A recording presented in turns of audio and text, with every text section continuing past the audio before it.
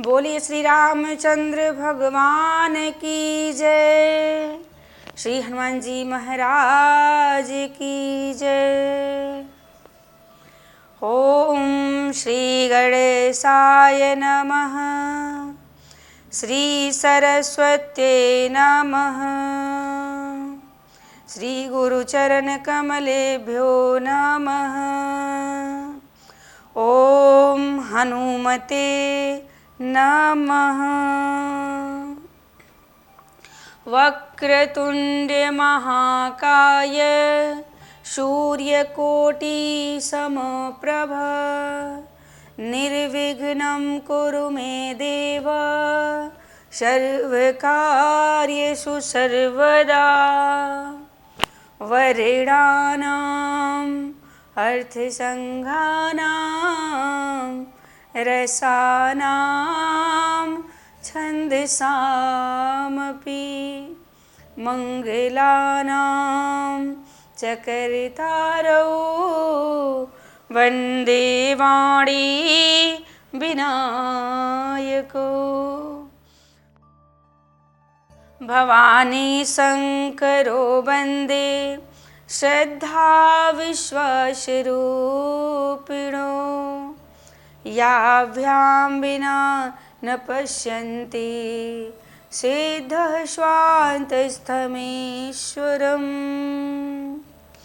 भक्ति भक्त भगवन्त गुरु चतुर्नाम वपुएक।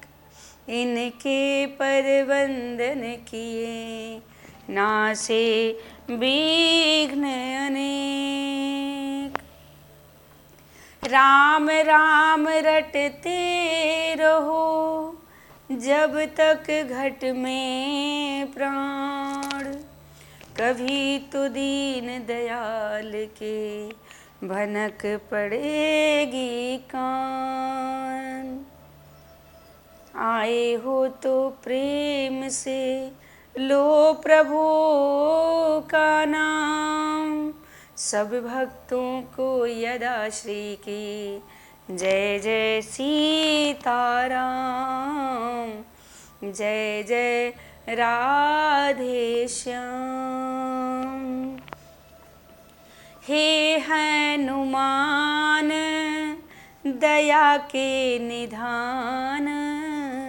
सुजान करो बिनती कर जोरी। नाथों के नाथ अनाथों के नाथ। ये दासी पड़ी शरणागत तोरी। ये दासी पड़ी शरणागत तोरी। लोकाभिरामं रणरंगधीरं राजीवनेत्रं रघुवंशनाथं।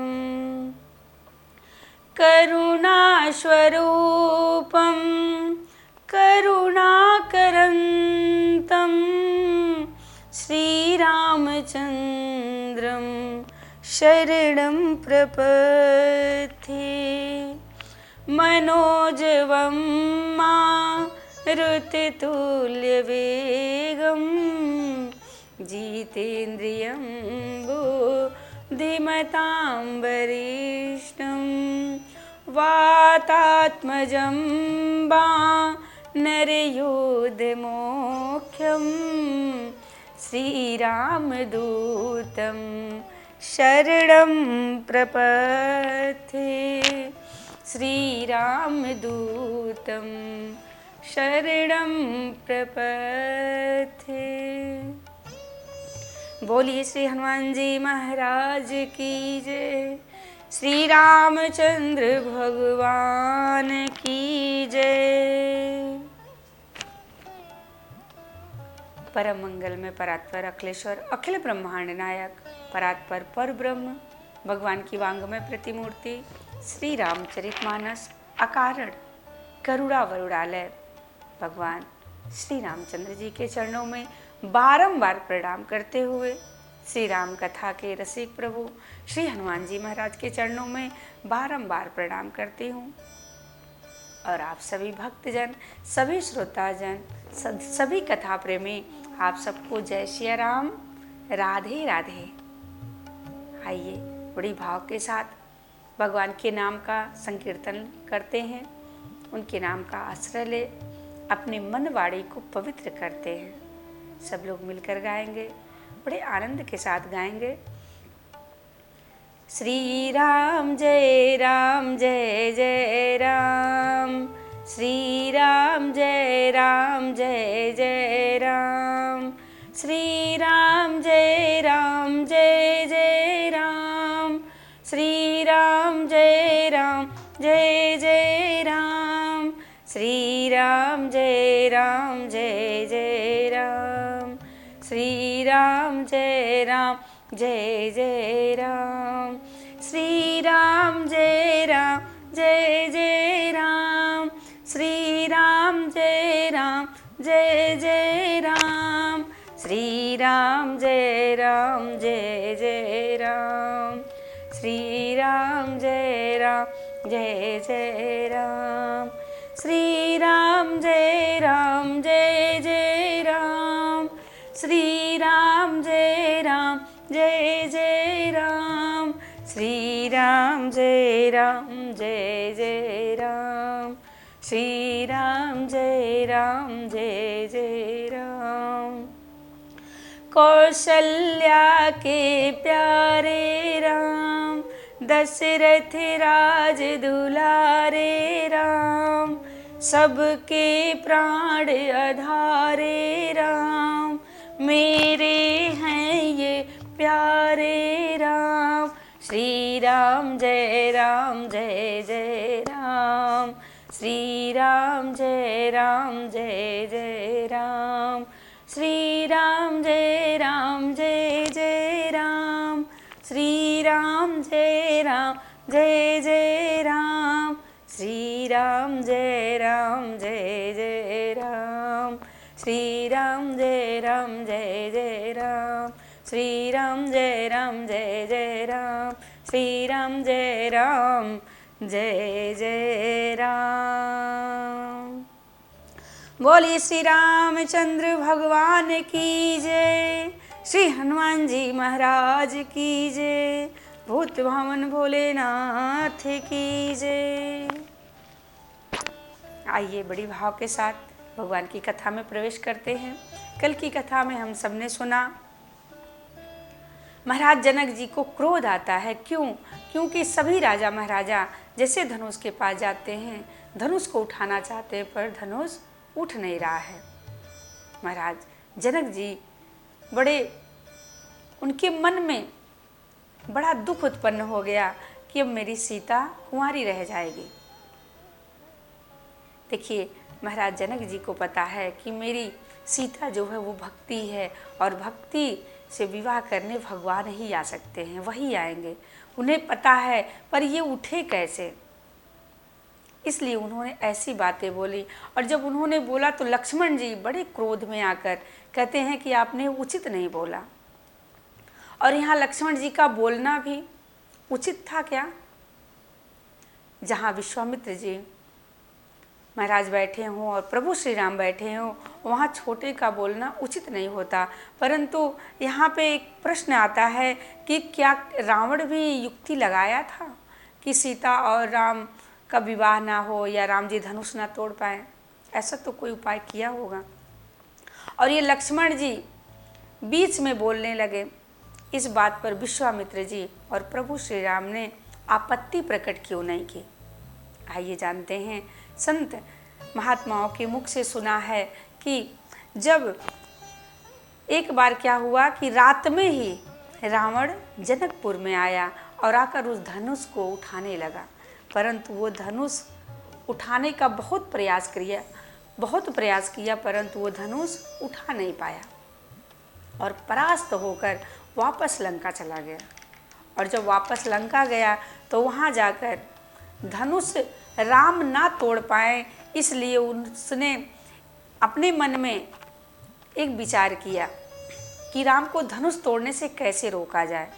उसने पूरी लंका में ढिढोरा पिटवा दिया कि क्या कोई ऐसा है वीर जो राम और सीता के बीच में उनका कोई अनिष्ट कर सके, राम धनुष ना तोड़ पाए, ऐसा कोई है?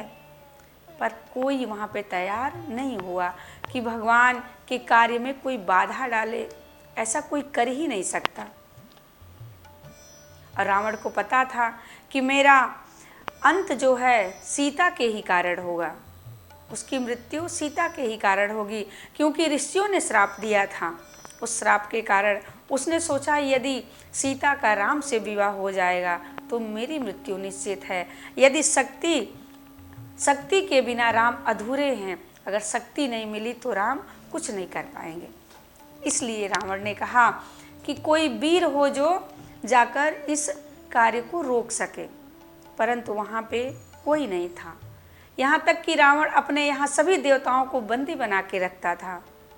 सभी देवता उसके यहाँ बंदी वहाँ पे कार्यरत रहते थे, जो वो कहता वही करते थे। शनिदेव महाराज एक काल कोठरी में उल्टे टंगे हुए थे।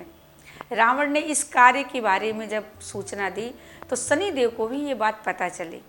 शनिदेव ने कहा कि महाराज अगर हमें हमेशा हमेशा के लिए मुक्त कर दीजिए तो मैं ये कार्य करने में सक्षम हूँ, मैं ये कार्य कर कर आऊँगा, मैं राम का अनिष्ट कर दूँगा, यदि आप मुझे इस कैद से अजन्मा के लिए मुक्त कर दीजिए। रावण ने कहा ठीक है। और देखिए शनिदेव के अतिरिक्त किसी ने भी भगवान के अहित करने का तैयार नहीं हुआ। महाराज सभी जानते थे कि मात्र एक भ्रिकुटी हिलाने से पूरी सृष्टि का लय प्रलय हो जाएगा, तो उस प्रभु का अनिष्ट हम कैसे कर सकते हैं। परंतु शनिदेव महाराज चल पड़े। रावण ने आदेश दिया कि शनिदेव को उल्टा करके लंका से बाहर छोड़ दिया जाए। उल्टा टंगे टंगे शनिदेव महाराज को छोड़ा गया और शनिदेव आकाश मार्ग से जा रहे हैं। उन्हें सूर्यदेव मिल गए। सूर्यदेव ने पूछा पुत्र क्या हुआ, तुम मुक्त हो गए, रावण ने तुम्हें मुक्त कर दिया। शनिदेव ने पूरी बात बताई और जैसे शनिदेव की बातें सूर्यदेव ने सुना, उन्होंने कहा मैं ये कार्य तुम्हें नहीं करने दूंगा, मैं तुम्हें जनकपुर पहुंचने ही नहीं दूंगा, तुम राम के अनिष्ट करने की बात सोच रहे हो। शनिदेव की बातें सुनकर पिता और पुत्र में युद्ध छिड़ गया, युद्ध चलने लगा। और ये सारी बात विश्वामित्र जी महाराज सब देख रहे हैं, बैठे बैठे आकाश मार्ग में देख रहे हैं कि शनिदेव और सूर्यदेव में युद्ध चल रहा है। सूर्यदेव कह रहे हैं शनिदेव को कि मैं तुम्हें जाने नहीं दूंगा। युद्ध चल रहा है, यहाँ विश्वामित्र जी बैठे बैठे गायत्री मंत्र का जाप कर रहे हैं, सूर्यदेव को शक्ति प्रदान कर रहे हैं, गायत्री मंत्र से शक्ति दे रहे हैं ताकि वो शनिदेव से हारे ना। उसी समय महाराज जनक जी और लक्ष्मण जी में ये वार्तालाप हो रही थी, इसलिए यहाँ पर विश्वामित्र जी ने कुछ नहीं बोला। उनका पूरा ध्यान बस गायत्री मंत्र बोलने में लगा हुआ था। और जैसे ही रावण ने देखा कि शनिदेव तो फंस गए हैं, सूर्य से अभी युद्ध ही चल रहा है, वो कैसे जाएंगे जनकपुर तक, उसने फिर एक युक्ति लगाई। उसने राहु देवता से कहा, वो भी वहीं पे बंद थे। उस राहु ने कहा कि मैं इस कार्य को करने के लिए तैयार हूँ, अगर आप मुझे मुक्त कर दीजिए तो। रावण ने कहा ठीक है। उसने सोचा विश्वास तो नहीं हो रहा है क्योंकि शनिदेव तो फंस गए, अब ये कहाँ जा पाएंगे, परंतु छोड़ दिया, ठीक है जाओ। और वो राहु जो था जाकर उस धनुष के नीचे चिपक कर बैठ गया। उस धनुष को पृथ्वी से चिपका लिया ताकि कोई भी राजा महाराजा आए उस धनुष को उठा ही नहीं पाए। इसी कारण से कोई भी राजा उस धनुष को उठा नहीं पा रहा था, कितनी भी शक्ति लगाए, परंतु वेदी में ऐसे चिपक गया था, ऐसे चिपक गया था कि किसी की शक्ति उस पर काम ही नहीं कर रही थी। और जैसे ही जनक जी ने कहा कि अब सभी लोग अपने अपने घर जाइए, सब लोग अपने घर जाइए, अब जानकी का विवाह विधाता ने लिखा ही नहीं है। और जैसे ही उन्होंने कहा वैसे ही राहुदेव चल पड़े रावण की तरफ कि अब चल के खुशखबरी सुनाएंगे कि आपका कार्य हो गया, अब सीता का विवाह नहीं होगा। छोड़कर चल पड़े। उसी समय विश्वामित्र ने समय शुभ जानकर उन्होंने आदेश दिया कि राम उठो। कहते हैं विश्वामित्र समय शुभ जाने, बोले अति स्नेह मैं बानी। उठहूँ राम भंजहूँ भव चापा, मिटहूँ तात जनक परितापा। जैसे ही जनक जी महाराज ने कहा कि शुभ समय, यानी राहु जो है वो धनुष को छोड़कर जा चुका है, विश्वामित्र जी की आज्ञा पाते ही भगवान राम उठ पड़े और उठकर धनुष को प्रणाम किया। सहज भाव में धनुष के पास जाकर भगवान ने धनुष को उठा लिया। और जैसे उन्होंने उठाया, कहते हैं कि जैसे उन्होंने उठाया किसी ने नहीं देखा, ना उठाते हुए, ना प्रत्यंचा चढ़ाते हुए और ना ही तोड़ते हुए। गोस्वामी तुलसीदास जी महाराज कहते हैं लेते चढ़ावत खेचत गाढ़े, काहू न लखा देख सब ठाढ़े।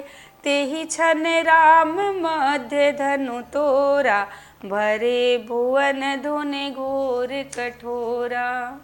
जोर से ध्वनि हुई, आकाश में ढोल नगाड़े बजने लगे, पुष्प की बारिश होने लगी। राम जी ने धनुष को तोड़ दिया और जैसे ही धनुष टूट गया, सूर्यदेव और शनिदेव की जो युद्ध चल रहा था बंद हो गया। सूर्यदेव ने कहा अब तो मेरा कार्य पूर्ण हो गया। राम जी ने धनुष तोड़ दिया। यही प्रण था कि राम विवाह चाप अधीना, राम जी का विवाह इस धनुष के अधीन है, ये जैसे टूटेगा उनका विवाह हो जाएगा। शनिदेव ने नीचे देखा कि धनुष टूट गया। जो धनुष 2 खंड में टूटा था वो शनिदेव के देखते ही, उनकी नज़र पड़ते ही वो 9 खंड में टूट गया। जो भी कमी थी वो पूर्ण हो गई। इधर राहु जाकर रावण से कहता है महाराज अब हमें मुक्त कर दीजिए, विधाता ने सीता जी का विवाह लिखा ही नहीं है और अब हमें मुक्त कर दीजिए, अब धनुष टूटने का कोई प्रश्न ही नहीं उठता। रावण ने कहा कि दुष्ट दुरात्मा थोड़ी देर रुक जाता, जब धनुष टूट जाता तब तू आता। देख धनुष तो टूट भी गया और सीता और राम का विवाह भी हो गया, अब तुझे कभी भी मुक्ति नहीं मिल सकती। कहते हैं कि जो राम विरोधी होते हैं उनकी यही दशा होती है, इसीलिए आज तक यही दशा राम विरोधियों की होती हुई आई है, युगों युगों तक ऐसे ही होती रहेगी। जो भी राम विरोधी हैं उनकी दुर्दशा होकर रहेगी। इस प्रश्न का उत्तर है कि क्यों नहीं विश्वामित्र जी ने लक्ष्मण जी को रोका, बीच में वो बोल पड़े, क्योंकि वो शक्ति प्रदान कर रहे थे, गायत्री मंत्र द्वारा सूर्यदेव को शक्ति प्रदान कर रहे थे। और जैसे ही विश्वामित्र जी ने देखा कि राहु उस धनुष को छोड़कर, उस पिनाक को छोड़कर चला गया, तुरंत विश्वामित्र जी ने आदेश दिया राम उठो राम भंजो भव चापा, उठिए और जाइए धनुष को तोड़िए। समय जब अवसर समय देखें उन्होंने तुरंत बोल लिए। तो इस भ्रम में ना रहें कि उन्होंने क्यों नहीं बोला। उधर जैसे ही धनुष टूटा, भयंकर कठोर ध्वनि हुई, ढोल नगाड़े बजने लगे, पुष्प की वर्षा होने लगी और सभी लोग प्रसन्न हो गए। बोलिए श्री रामचंद्र भगवान की जय। श्री जानकी जी मैया बड़ी प्रसन्न हुई। जानकी जी उनकी सखियां बड़ी आनंदित हुई, सभी लोग प्रसन्न हो गए। महाराज जनक जी की प्रसन्नता का तो कोई ठिकाना नहीं रहा। अब माँ जानकी वरमाला लिए खड़ी हैं, प्रभु श्री राम खड़े हैं। मैया छोटी हैं, थोड़ी सी छोटी हैं कद में, इसलिए राम जी को जयमाल कैसे पहनाएं। तो सखियां कहती हैं प्रभु से कि हे प्रभु थोड़ा झुक जाइए। झुक जइयो तनिक रघुबीर, सिया तो मेरी छोटी सी। झुक जइयो तनिक रघुबीर, सिया तो मेरी छोटी सी। सिया तो मेरी छोटी सी, ललित तो मेरी छोटी सी। झुक जइयो तनिक रघुबीर, सिया तो मेरी छोटी सी। राम जी ने कहा हम कैसे झुक जाएं, हम कैसे झुक जाएं, हम यदुवंशी हैं। राम जी कहते हैं कि हम आज झुकेंगे तो लोग यही कहेंगे आज से ही झुकना प्रारंभ कर दिए। राम जी नहीं झुक रहे हैं। लक्ष्मण जी से सारी सखियां कहती हैं कि आप ही कोई उपाय करिए। लक्ष्मण जी ने कहा कि ठीक है, मैं कोई युक्ति लगाता हूँ। बड़ी देर हो गई खड़े खड़े, और उसके बाद लक्ष्मण जी आए और दंडवत प्रणाम करने लगे, प्रभु के चरणों में लेटकर प्रणाम करने लगे। भगवान को लगा कि ये हमसे आशीर्वाद लेने आया है, जैसे प्रभु झुक कर उठाना चाहें। मैया सीता ने उनके गले में जयमाल डाल दिया और जोर से सभी लोगों ने जयकारा लगाया, बोलिए श्री रामचंद्र भगवान की जय। प्रभु और माँ जानकी का स्वयंवर हुआ, सभी लोग बड़े आनंदित हुए। आगे की कथा कल सुनेंगे। कल कौन आने वाले हैं? परशुराम जी। कल हम लोग परशुराम जी की कथा सुनेंगे, बड़ा आनंद होगा। आज की कथा यहीं पे विश्राम लेती है। आइए प्रभु के श्री चरणों में कथा को समर्पित करते हुए प्रभु की आरती उतारते हैं। सब लोग मिलकर गाएंगे, बोलिए श्री रामचंद्र भगवान की जय। मन में बसा कर तेरी मूर्ति, उतारो मैं रघुबर तेरी आरती। मन में बसा कर मन में बसा कर तेरी मूर्ति, उतारो मैं रघुवर तेरी आरती। करुणा करो कष्ट हरो ज्ञान दो भगवन, भव में फंसी नाव मेरी तार दो भगवन। करुणा करो कष्ट हरो ज्ञान दो भगवन, भव में फंसी नाव मेरी तार दो भगवन। दर्द की दवा तो मेरे पास है, दर्द की दवा तो मेरे पास है। जिंदगी दया की है भीख मांगती, मन में बसा कर तेरी मूर्ति, उतारो मैं रघुवर तेरी आरती। मांगो तुझसे क्या मैं यही सोचूं भगवन, जिंदगी जब तेरे नाम कर दी अर्पण। मांगो तुझसे क्या मैं यही सोचूं भगवन, जिंदगी जब तेरे नाम कर दी अर्पण। सब कुछ तेरा कुछ नहीं मेरा, सब कुछ तेरा कुछ नहीं मेरा। चिंता है प्रभु तुमको संसार की, मन में बसा कर तेरी मूर्ति, उतारो मैं रघुवर तेरी आरती। जिसने तेरा नाम लिया उसके जागे भाग, सोते हुए जीवन से अब तो प्राणी जाग। जिसने तेरा नाम लिया उसके जागे भाग, सोते हुए जीवन से अब तो प्राणी जाग। कम है जिंदगी कर लो बंदगी, प्रभु का हाथ हो तो मौत भी न मारती। मन में बसा कर तेरी मूर्ति, उतारो मैं रघुवर तेरी आरती। वेद तेरी महिमा गाएं संत करें ध्यान, नारद गुणगान करें छेड़े बीड़तान। भक्त तेरे द्वार करते हैं पुकार, भक्त तेरे द्वार करते हैं पुकार। दास यदा श्री तेरी गाए आरती, मन में बसा कर तेरी मूर्ति। उतारो मैं रघुवर तेरी आरती, उतारो मैं रघुवर तेरी आरती। कर्पूर्व गौरम करुणावतारम संसार सारम भुजगेन्द्रहारं सदा वसन्तं हृदयारविन्द्रे भवं भवानी सहितं नमामि।